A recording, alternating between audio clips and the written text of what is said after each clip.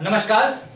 जनहित संदेश के आज के इस अंक में हमारे साथ एक खास मेहमान जुड़ रहे हैं और आप हैं राष्ट्रीय जन विकास पार्टी के राष्ट्रीय उपाध्यक्ष इम्तियाज अहमद जी। साथ ही इनके बारे में एक बात और मैं आपको बताता चलूं कि ये ललित नारायण मिथिला विश्वविद्यालय के अंगीभूत महाविद्यालय मिल्लत महाविद्यालय में अतिथि शिक्षक के रूप में भी कार्यरत है। इम्तियाज जी, सबसे पहले आपको मेरा नमस्कार। और सबसे पहले हमारे श्रोताओं को, दर्शकों को आप ये बताएं कि ये जो अभी वैश्विक महामारी है जिससे सारा विश्व त्राहिमाम कर रहा है, इस कोरोना महामारी से हम लोगों को खुद की रक्षा कैसे करनी चाहिए?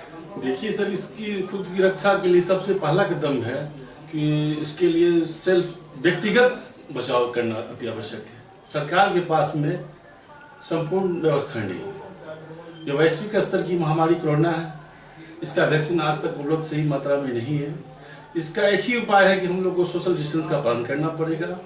दूसरी बात है कि व्यक्तिगत इसका बचाव ही यह बीमारी का संपूर्ण इलाज है। अच्छा सर, आइए कुछ हम लोग अब इससे अलग हटकर थोड़ा बात करें। आप अध्यापक हैं और उच्च शिक्षा जगत में आप अध्ययन अध्यापन का काम करते हैं। ये जो वैश्विक महामारी हुई और इसके कारण जो पढ़ाई बाधित हुई है, इसको फिर कैसे पूरा किया जा सकता है छात्रों के लिए? इसके लिए हम लोग डिजिटल क्लास की व्यवस्था ऑनलाइन हम लोगों ने किया है और छात्र इसका लाभ उठा रहे हैं। कुछ छात्र, बहुत सारे छात्र ऐसे हैं जहां ड्राइव शीट की व्यवस्था नहीं है, तो वहां दिक्कत हो रही है और अधिकतर छात्र इसका लाभ ऑनलाइन इसका क्लास हम लोग देते हैं और छात्रों तक जा रहा है। अच्छा सर, एक बात और कि वर्चुअल क्लासेस की तैयारियां भी हो गई और वर्चुअल क्लासेस चल भी रहे हैं, चाहे वो निचले स्तर की शिक्षा पद्धति हो या उच्च स्तर की शिक्षा पद्धति हो। लेकिन वर्तमान परिवेश में जिन अभिभावक के पास मोबाइल नहीं है, नेट कनेक्शन कराने के लिए पैसे नहीं है, वैसे छात्रों को ये पढ़ाई की जो बीच की कड़ी है, ये कैसे पूरी हो पाएगी? उसके लिए कुछ असुविधा तो सर है, क्योंकि बिहार एक निरक्षर राज्य है और आर्थिक रूप से भी कमजोर है।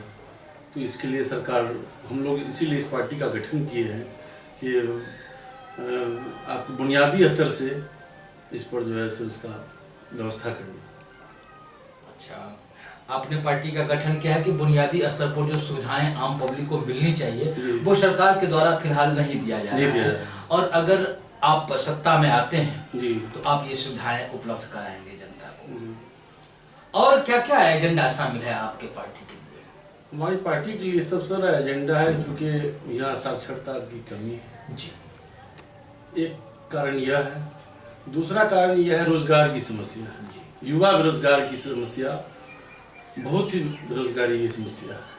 हम लोग इसके निदान के लिए इस राज्य में लघु उद्योग, कुटीर उद्योग या जैसे बिहार में कई कल कारखाने बंद हैं, उसको सुचारू ढंग से चलाने का प्रयास करूंगा। सर, सवाल उठता है कि प्रयास करूंगा, वर्तमान में जो सरकार है और एक चीज तो इस कोरोना वायरस ने पोल जरूर खोला कि संस्कृत में एक उक्ति है, जननी जन्मभूमि च स्वर्गादपि गरीयसी। तो मजदूरों को कहीं ना कहीं ये दिल में ठेस लगी, ठेस पहुंची कि अगर हमें अपने राज्यों में, अपने घरों पर रोजगार मिल जाता तो आज हमें बाहर नहीं आना पड़ता। लेकिन सवाल यह है कि रोजगार पैदा हो कैसे? इस पर क्या कहेंगे आप? रोजगार के लिए स्थानीय स्तर पर हम लोग उसके लिए जो है सो मैंने कहा कि लघु उद्योग जैसे है या कुटीर उद्योग है, उसकी स्थापना होगी, तभी रोजगार के अवसर प्राप्त होंगे। दूसरी बात है कि अर्थव्यवस्था का मुद्दा है, तो चूँकि किसी भी कल कारखाने को एस्टेब्लिश करने के लिए अर्थ की आवश्यकता होती है, पूंजी की आवश्यकता होती है। दूसरी बात है कि सुरक्षा की आवश्यकता होती है, तो सुरक्षा का यहाँ अभाव है, जिसके कारण बाहरी देशों से, बाहरी राज्यों से लोग यहाँ निवेश करना नहीं चाहते। इसका मुख्य कारण है सुरक्षा का अभाव। चलिए, आपने कहा कि बिहार में सुरक्षा का अभाव है, इसीलिए जो निवेशक है, जो पूंजीपति लोग हैं, वो बिहार में अपना कारोबार नहीं करना चाह रहे हैं। लेकिन मैं आपको बताऊं इम्तियाज जी कि आज या कल ही बिहार के मुख्यमंत्री नीतीश कुमार ने ये घोषणा किए हैं कि आप बिहार में आइए, उद्योग लगाइए, मैं जमीन देने के लिए तैयार हूं। देखिए, मैं बिहार सरकार का विरोध नहीं कर रहा हूं, लेकिन अमूमन जब चुनाव का माहौल आता है तो ये बात कही जाती है, चुनाव खत्म, ये वाणी खत्म हो गई। मतलब ये सब जो मुख्यमंत्री कर रहे हैं सिर्फ और सिर्फ वोट लेने के लिए कर रहे हैं। जी, वोट लेने के बाद उनको कोई मतलब जनता से नहीं रहता है। आज तक तो यही बात है।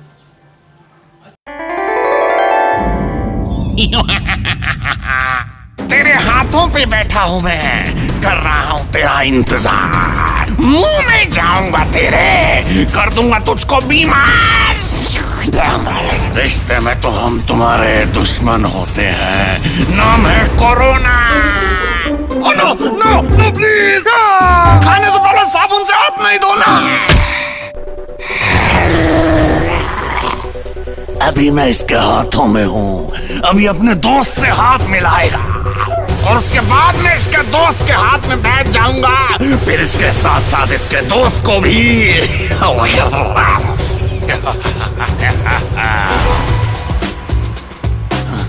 अरे ये क्या हो रहा है? नमस्ते नहीं करनी थी, हाथ मिलाना था। तेरे मुंह के अंदर मेरा प्यारा सा आशियाना है, जैसे ही तू छींकेगा मुझे आसपास फैल जाना है। कोरोना का इलाज पूरी दुनिया के साइंटिस्ट ढूंढ रहे हैं, लेकिन कोरोना से बचना मुश्किल ही नहीं, नामुमकिन है। अरे ये क्या, इन्होंने तो मास्क लगा लिए और दूर दूर से बात कर रहे हैं। मारे गए, बचाओ।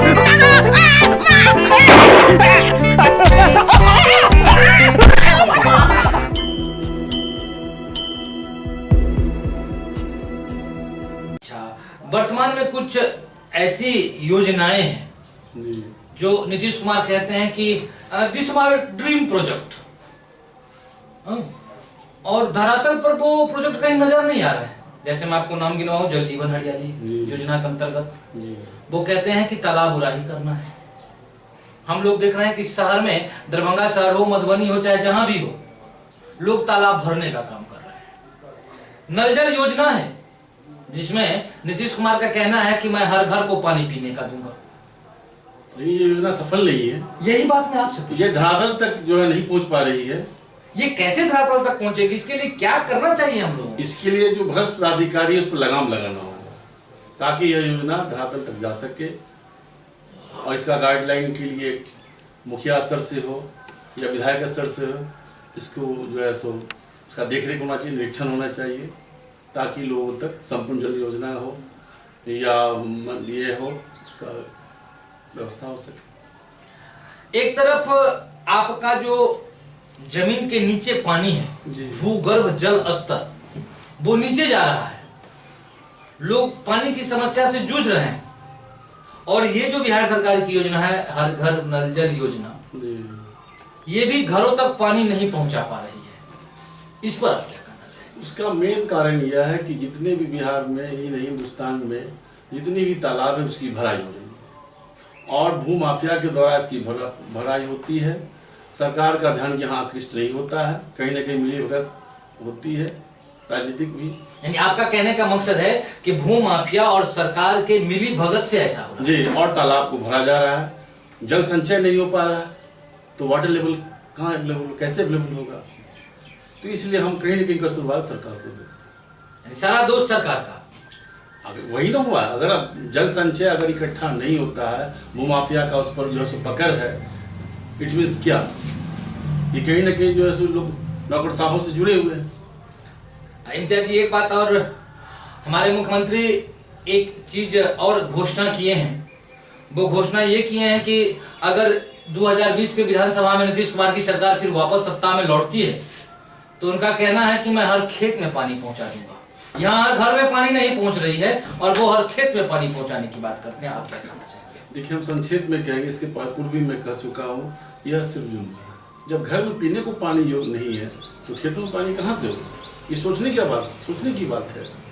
हम सोच सकते हैं कि जब पीने को पानी नहीं है तो खेतों को पानी कहाँ से मिलेगा? ये केवल जुमला तक ही सीमित है। तो नीतीश कुमार पिछले कई सालों से मुख्यमंत्री के पद पर काबिज है।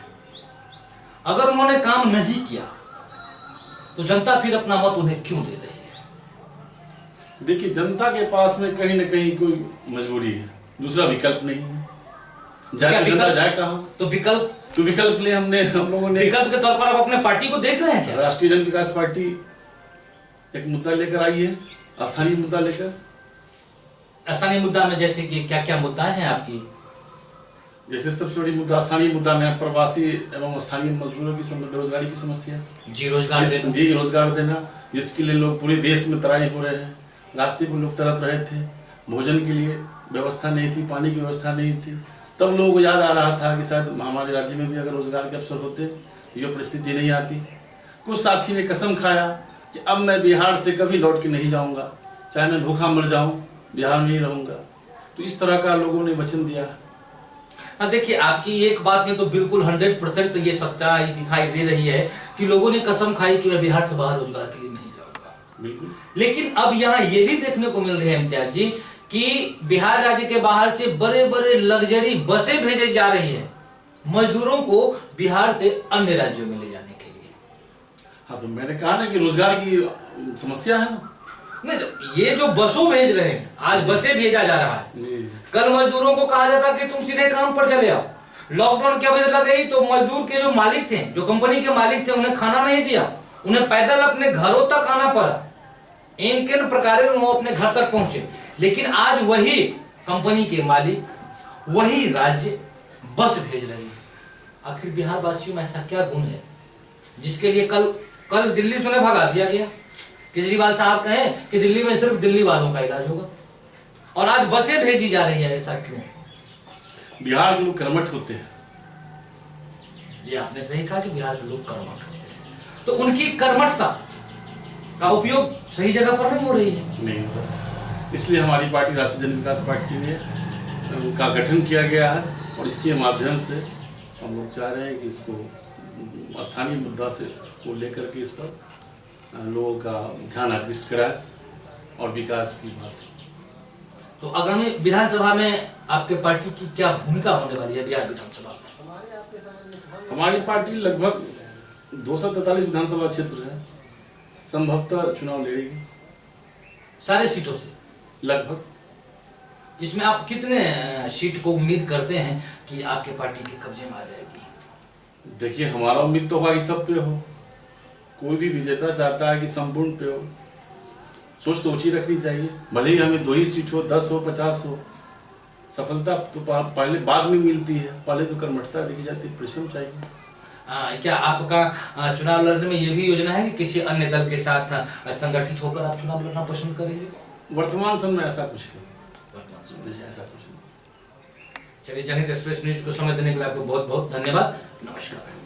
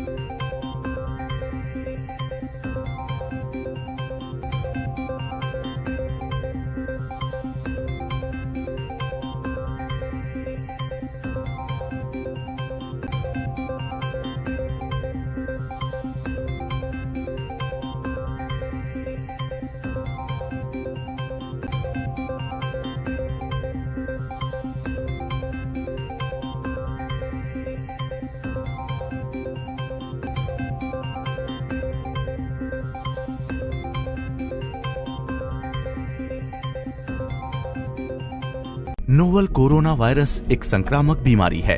कोरोना वायरस संक्रमित व्यक्ति के बोलने, खांसने और छींकने पर एक व्यक्ति से दूसरे व्यक्ति में फैलता है। आइए जानते हैं वो उपाय जिनसे हम इससे बच सकते हैं। सबसे पहले जरूरी है कि अपने हाथों को बार बार साबुन और पानी से धोकर साफ रखें। अपनी आंखों, मुंह और नाक को छूने से बचें। खांसते या छींकते वक्त अपने मुंह को रुमाल या अपनी बाहों से ढक लें। भीड़ वाली जगहों पर जाने से बचें। अगर आपको थोड़ा सा भी बुखार या खांसी हो तो घर पर ही रहें। बुखार, खांसी या सांस लेने में दिक्कत हो तो मेडिकल सहायता लें, लेकिन पहले फोन करके उनसे बात करें। अफवाहों से बचें, जागरूक बने, स्वस्थ रहें।